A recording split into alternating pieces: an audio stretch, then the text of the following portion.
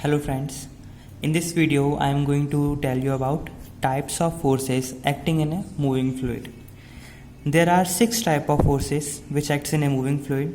First is inertia force, second viscous, gravity, pressure, surface and elastic forces. ठीक है, तो ये फोर्सेस क्या होती हैं मैं बताता हूँ आपको.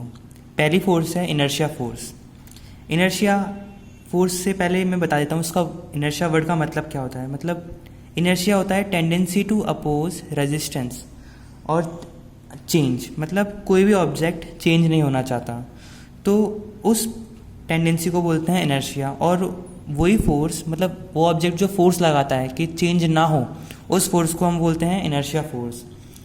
इसका जैसे कोई फ्लूइड फ्लो कर रहा है इस डायरेक्शन में, मान लो इस डायरेक्शन में फ्लो कर रहा है फ्लूइड राइट साइड, तो जो इनर्शिया फोर्स रहती है ना वो उसके अपोजिट लगती है और उसका जो मैग्नीट्यूड होता है वो फ्लूइड के मास इनटू उसके एक्सेलरेशन के बराबर होता है.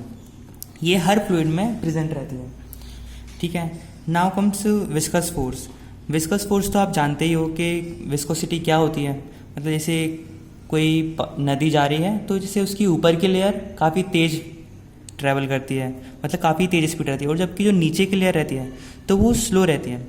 वही विस्कोसिटी होती है. मतलब एंड इसका फॉर्मूला होता है shear stress due to viscosity into surface flow.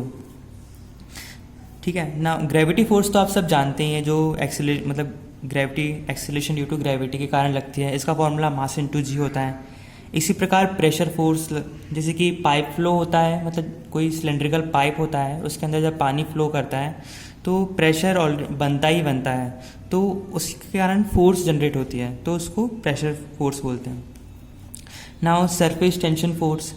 Surface tension क्या होता है? कोई भी tendency of fluid to shrink, मतलब कोई भी फ्लूइड जो होता है फैलना नहीं चाहता, वो ना पास में आना चाहता है. मतलब जैसे कि कोई वाटर ड्रॉप है, वो ड्रॉप स्फेरिकल शेप में क्यों रहती है? Just because of surface tension. तो उसका फॉर्मूला क्या होता है? Surface tension multiply by cross sectional area of the fluid. Okay. And इसी प्रकार elastic force is elastic stress into area of flowing fluid. किसी भी फ्लूइड फ्लो में कम से कम एक टाइप की फोर्स तो रहेगी ही रहेगी, या एक से ज़्यादा टाइप की भी रह सकती है, और वही फोर्स बताती है कि फ्लूइड का फ्लो किस टाइप का होगा और उसकी प्रॉपर्टीज़ किस टाइप की होंगी.